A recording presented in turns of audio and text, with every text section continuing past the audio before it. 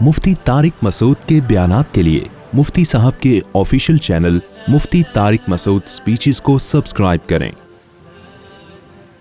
ہمارا کسی کنٹری میں جانا ہوا تو ایک بڑھیا، ایک گورنمنٹ کا ایک بندہ آتا، اس بڑھیا کی بندی آتی، بڑھیا کا خیال کر کے 5 بجے چلی جاتی ڈیوٹی پوری کر کے۔ ہمارے دوست تھے جو پڑوسی تھے، انہوں نے بتایا کہ یہ حکومت کی یہ نمائندی آتی ہے، نمائندی، وہ اس کی بڑی کیئر کرتی ہے، بڑھیا ہے، کوئی پوچھنے والا ہے نہیں، نہ باپ بیچارے، نہ باپ تو ویسے ہی مر گیا ہوگا، وہ تو اس سے بھی زیادہ بوڑھا ہوگا۔ تو اب یہ ہوتا یہ ہے کہ 5 بجے یہ چلی گئی ہے نا، اس دوران اگر اس کی ڈیتھ ہو گئی تو اس کو اگلے دن پتہ چلے گا جب صبح آئے گی۔ اس سے پہلے نہ کوئی اٹھانے والا۔ ہاں کچھ انہوں نے بٹن لگائے ہوئے ہیں بزرگوں بوڑھوں کے لیے کہ کچھ ہونے لگے تو یہ بٹن دبا دو، بعض دفعہ وہ بٹن تک بھی نہیں پہنچ پاتا بیچارہ۔ اور ہمارے دوست ایک جاپان میں، ان سے ایک بٹن دب گیا۔ ہمارے لوگ بھی فلم ہے بھائی، شوق تھا کچھ۔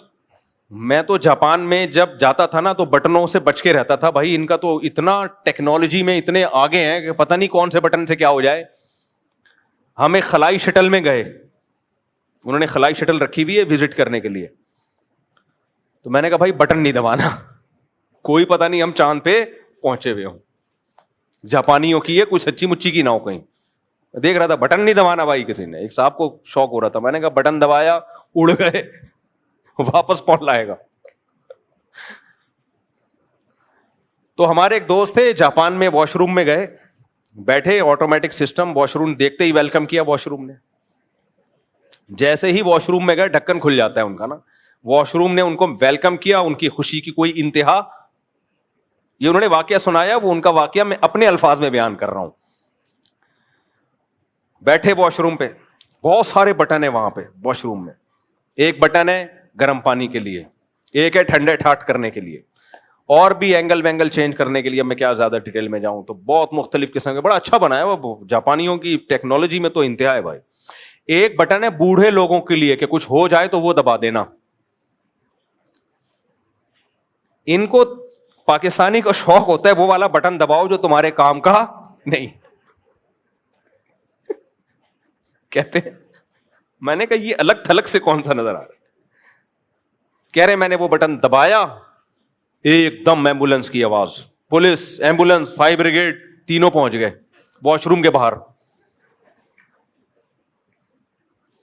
ان کے ہاں ایک سسٹم تو سسٹم ہے نا، بہرحال یہ تو ہمارے حکمرانوں نے بیڑا کیا بھائی، اس میں اسلام کا تھوڑی قصور ہے بھائی۔ تو سیکولر لبرل لوگوں کو چاہیے کہ لوگوں کو اسلام کی تعلیمات کے خلاف ورغلانے کے بجائے ان حکمرانوں کو ٹھیک کرنے کی کوشش کرو یار۔ تو فائر بریگیڈ، پولیس اور ایمبولینس کہ بھائی ایمرجنسی، یا تو آگ لگی ہے، یا کسی کو اٹیک وٹیک ہوا ہے، یا کوئی چوری ڈکیتی کا واقعہ ہوا ہے، اور انتظار کر رہے ہیں واش روم کے باہر۔ کہہ رہے ہیں میں نکلا اپنا ناڑا واڑا ٹائٹ کر کے، کہتے ہیں میں نے کہا بھائی غلطی سے دب گیا ہے، کچھ کہا نہیں انہوں نے۔ ہماری پولیس ہوتی تو اس سے تو غلطی سے دبا تھا بٹن، ہماری پولیس نے جو جو چیزیں دبانی تھی نا، اس کی غلطی سے نہیں، جان بوجھ کر، یہ دوبارہ صحیح بٹن دبانے کے قابل بھی نہیں رہتا۔ زندگی بھر جو بٹن دبانے کے ہیں نا وہ بھی نہیں دباتا ہی ہے۔ تو میں بات کیا بتائیں، ہاں میں کہہ رہا تھا بوڑھوں کے لیے لگایا ہوا انہوں نے بٹن دباؤ تاکہ ایمبولینس، یہ اچھی بات ہے سوسائٹی کا، کیونکہ جب اولاد کیئر نہیں کر رہی تو گورنمنٹ تو کر رہی ہے نا کم از کم۔ تو ہماری اولادیں اگر ماں باپ سے باغی ہو گئیں اور ہمارے ماں باپ نے بچے پیدا کرنا بند کر دیے تو بھائی ان بوڑھوں کو تو ہماری گورنمنٹ بھی نہیں پالے گی، سمجھ رہے ہو؟ وہاں کم از کم حکومت تو اپنی ذمہ داری پوری کر رہی ہے نا، ہماری تو حکومت بھی نہیں پوری کرے گی، نسل بھی نہیں ہے، پروگرام ہمارا تو بڑھ جائے گا، بالکل ہی برباد ہو جائیں گے۔ تو مذہب ہی رہ گیا میرے بھائی جو انسان کا بچہ بنا کے ہمیں اس نے تھوڑا سا رکھا ہوا ہے، اور اسی کے خلاف بے پردگی اور یہ سب۔ تو میں بات یہ کر رہا تھا کہ میں مثال دے رہا تھا ڈاکٹر کی، بس بات کو سمیٹ کے ختم کرتا ہوں کہ ڈاکٹر صاحب زبردستی ٹیکا لگا دیں بہتر ہے یا نہیں ہے؟ تو اسی طرح اللہ تعالیٰ نے بھی ہمیں کچھ ٹیکے زبردستی لگا دیے، ہمیں حکمت مصلحتیں نہیں بتائیں۔ تاکہ ہمارے پاس سوچنے کا آپشن ختم اور ہم انسان کے بچے بن کے زندگی گزارے. ان میں ایک ہی اللہ نے کہا عورت پردہ کرے گی.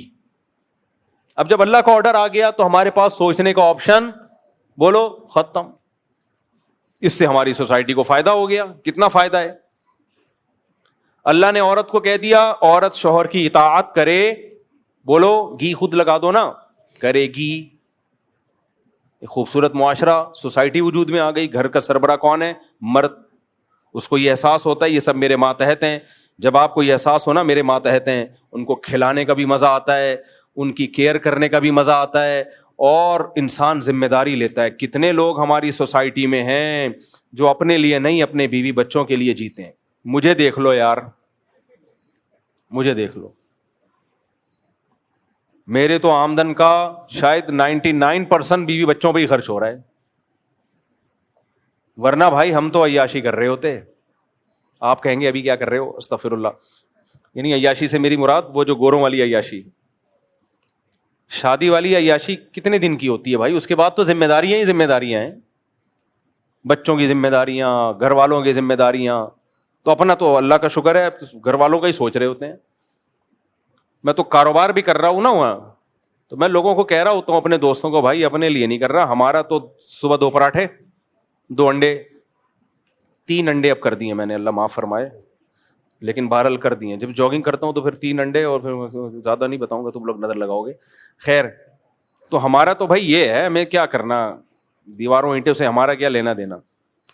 ہماری ضرورت تو موٹی موٹی جو بنیادی ضرورتیں تھیں اللہ نے کئی گنا زیادہ پوری کر دی ہیں. اور ہر مرد کا یہی حال ہے, صرف میں نہیں ہوں, آپ بھی ہیں, سب کا یہی حال ہے. وہ کیوں جیتا ہے؟ اپنے بچوں کے لیے, اپنی بیوی کے لیے. لیکن اگر عورت آپ کے مقابلے میں آ کے کھڑی ہو جائے, آدمی جاؤ ہٹاؤ, وہ آ کے مقابلے میں آ کے کھڑی ہو جائے کہ میں بھی تم جیسی ہوں, جمشید تمیز سے بات کرو, پھر آدمی کہتا ہے ٹھیک ہے بھائی, تم گرل فرینڈ کی طرح میرا بیہیویئر ہوگا تمہارے ساتھ. جو گورے کرتے ہیں, گورا تو نہیں سوچتا اپنی بیوی بچوں کے لیے. 18 سال کے بعد کک آؤٹ کرتا ہے, نکل یہاں سے. تو اللہ نے ہماری عورت کو آرڈر دے دیا شوہر کی اطاعت کرنی ہے, گھر کے مردوں کا احترام کرنا ہے. اور مردوں کو کہا یہ ماتحت ہیں, غلام نہیں ہیں. ماتحت ہونا الگ بات ہے, غلام ہونا الگ. محبت دو ان کو, غلاموں والا باندیاں نہیں ہے, غلام نہیں ہے. کتنا خوبصورت نظام ہے. اب میرے پاس ڈیبیٹ کا رائٹ ہی نہیں ہے کہ میں کہوں یہ کیوں اس میں. بھائی اللہ نے ٹیکا لگا دیا ہمیں, اللہ نے کیا کر دیا, بولا بھائی ایسے کرنا پڑے گا آپ کو, عورت کو پردہ کرنا پڑے گا. گھر کی 4 دیواری اس کی اصل زینت ہے. عورت گھر کے لیے, مرد گھر کے باہر کے لیے.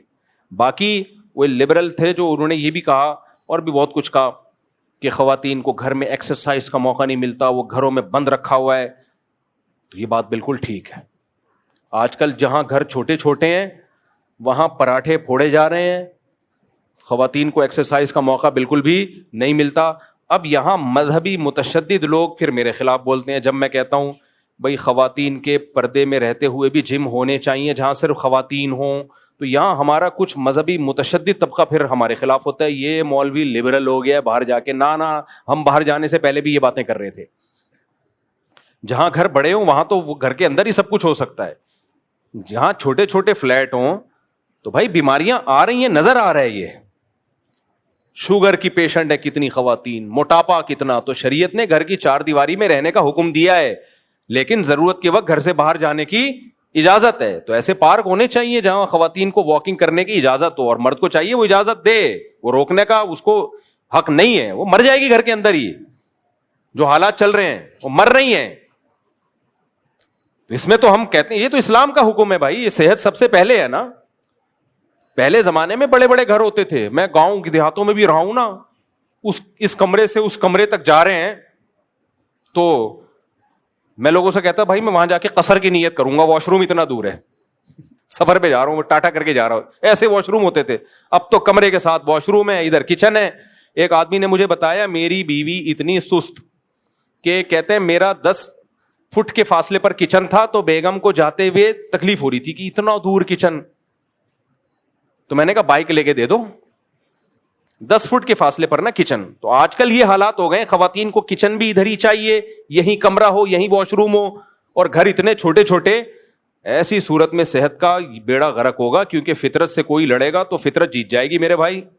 تو وہ تو ہم بھی اس کے قائل ہیں بھائی. اور پہلے گورا یہ کرتا تھا, میں نے امریکہ میں یا کینیڈا میں ایسے پارک دیکھے ہیں, پرانے پارک جنہیں گوروں نے نام دیا ہوا ہے فیملی پارک, یہاں مردوں کا داخلہ منع ہے. میں نے کہا واہ بھائی, گورا بھی کسی زمانے میں خاندانی ہوا کرتا تھا, لیکن وہ پارک اب نام کے رہ گئے. تو ایسے پارک ہمارے یہاں بھی ہونے چاہیے, جہاں خواتین جاگنگ کرنا چاہیں, واکنگ کرنا چاہیں, وہ کریں. تو اس کے تو ہم قائل ہیں میرے بھائی, اور ہم اس کے بھی قائل ہیں جب سفر میں جایا کرو, اگر اللہ نے گنجائش دی ہے تو بیگم کو اپنے ساتھ لے کے جایا کرو. گھر کی چار دیواری کا یہ مطلب نہیں ہے کہ اس کو سفر میں اپنے ساتھ نہ لے کے جاؤ. ہمارے پیغمبر جنہوں نے حکم دیا عورت گھر میں رہے, وہ اپنے ساتھ سفر میں لے کے گئے ہیں کہ نہیں گئے ہیں؟ اگر اللہ نے گنجائش دی ہے. تو بعض لوگ کیا کرتے ہیں, گھوم رہے ہیں ساری دنیا کی سیر کر رہے ہیں, بیوی بچوں کو گھر میں نکلنے ہی نہیں دیتے, تو یہ ظلم ہے.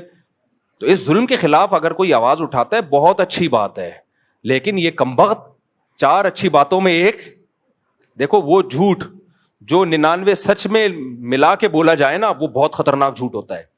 تو میں ان کی ویڈیوز دیکھ رہا ہوتا ہوں بہت غور سے کہ کچھ باتیں صحیح کرتے کرتے بیچ میں کچھ گھسیڑ دیتے ہیں یہ.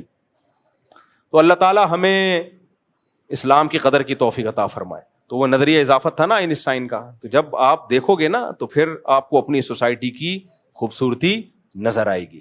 اللہ تعالیٰ سمجھنے کی, عمل کی توفیق عطا فرمائے.